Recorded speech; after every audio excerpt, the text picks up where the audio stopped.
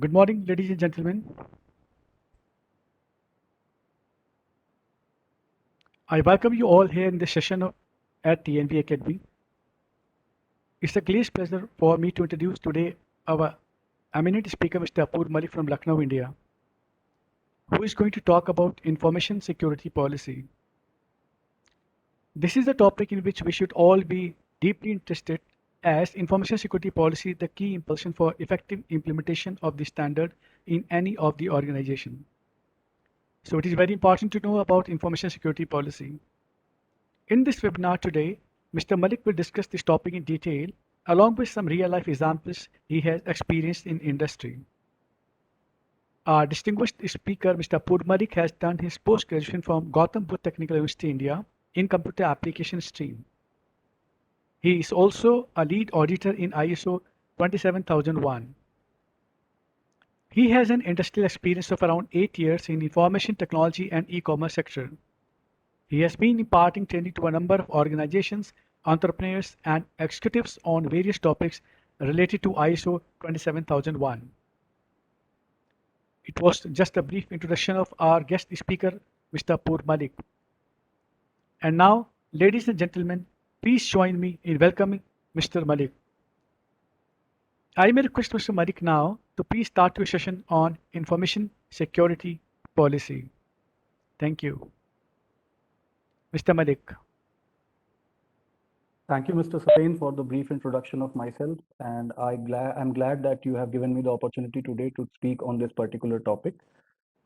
As Mr. Satain has already told us that today's topic will be information security policy, and today's discussion will include about all the details which are covered inside the information security policy.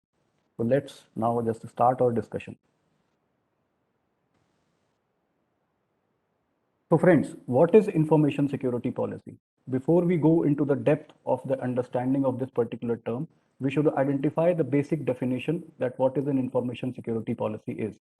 An information security policy is basically a set of rules drafted by the organization for all users or networks that falls under its IT structure. These rules basically tells that how these users or networks will operate and work within the organizational IT structure by keeping the security of data. An information security policy usually governs the protection of information, which is one of the many assets an organization wants to protect. Thus, you can say that normally everything from an A to Z within an IT structure is included in the information security policy. If we move forward, so we should consider that why an information security policy is necessary and how it should be drafted. An information security policy is a very essential tool for the smooth functioning of an organization that has its interest in the protection of its vital information and data. The information security policy serves as the main link between the top management and the information security activities, as ISO 27001:2013 demands that the management must ensure that ISMS and its objectives are matching to the strategic direction of the organization. Without information security policy, an organization's information assets, including any intellectual property, are susceptible to compromise or theft. It is important to keep the principles of confidentiality, integrity, and availability in mind when developing corporate information security policies. The information security policy should address all data, programs, systems, facilities, IT infrastructure, users of technology, and third parties in a given organization to satisfy the purpose of the organization. Further, if we talk about the requirement of ISO 27001:2013 standard, it also asks that an organization should draft an information security policy which sets out the procedures for successful accomplishment of information security management system objectives. The organization should draft a policy which is relevant to the nature of activities that it performs. The policy should be well drafted, concise, readable, actionable, enforceable, and flexible. The policy should be well communicated within the organization and to all the interested parties as well. Now, let's move forward and see what are the objectives of an information security policy. There are three basic objectives of an information security policy that it serves to protect. The first one, confidentiality of information. It means that the data and information assets must be confined to people authorized to access and not to be disclosed to others. The second one, integrity of information. It means keeping the data intact, complete and accurate, and IT systems operational always. The third one, availability of information. It means an objective indicating that information or system is at disposal of authorized users whenever needed.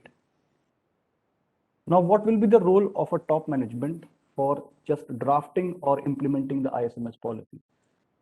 Just creating an ISMS policy is not the end of the road for an organization. The organization must have to go on and ensure that the information security policy should be well implemented within the organization. For this purpose, the top management must show full commitment towards the successful and efficient implementation of the information security policy. The organization shouldn't provide required resources at all the time so that information security objectives are achieved as desired. It means that the policy should reflect a strong commitment from the top management that all resources required for securing and protecting the information, data, and assets will be available as and when required. The top management should provide a commitment that it will review the information security policy from time to time or at decided intervals and will make the necessary changes to it as required. Friends, it is very important here to understand that information security policy should not be a stagnant part of the organization because there are changing circumstances within the infrastructure of information technology. The policy should always be reviewed by the organization at a separate time interval, and whenever they feel that there are certain changes which needs to be required considering the outside challenges and the necessary functionalities of the information technology, the changes should be incurred into the ISMS policy and should be communicated as well to all the employees within the organization. The information security policy should reflect a commitment that the top management will keep performing the continual improvement activities so that all information security risks are catered. Every ISO standard have a particular demand from a different set of organizations that whatever work they are performing, they need to continually improve on it. How continual improvement can be achieved? It can only be done when you are reviewing your policies and procedures from time to time and you are committed to make the necessary changes for your particular operational parameters so that you ultimately achieve the objectives which you have set out in the policy and your complete ISO standard is efficiently implemented within the organization. Now, awareness about ISMS policy. If we have drafted an ISMS policy within an organization, it is mandatory that everyone working within the organization or within the infrastructure of the ISMS standard, ISO 27001:2013, should be aware about the ISMS policy which has been created by the organization. Once an organization has drafted its ISMS policy, it should ensure that everyone in the organization is aware about it as well. This can be achieved by documenting the ISMS policy. It means that the information security policy should not just be in minds of the concerned persons, but has to be in a form of evidence. The evidence will be a well-written document, typically called as the information security policy, and includes the above stated requirements, which are being described under the ISO 27001:2013 standard. Second one is effective communication. It means that the ISMS policy should be well communicated within the organization so that everyone is aware about it. The best way to do this is to display the information security policy at all places within the organization or on the desktop screens of employees so it is available to read at all times. Third one is that the ISMS policy should also be communicated to all the interested parties of the organization. The policy should be communicated to an organization's interested parties as well. Sharing and communicating the information security policy to interested parties will give them the confidence that the concerned organization has complete set of parameters to ensure that the information and assets are protected and so does their interests as well. Dear friends, this was just a brief introduction which I gave today on the information security policy.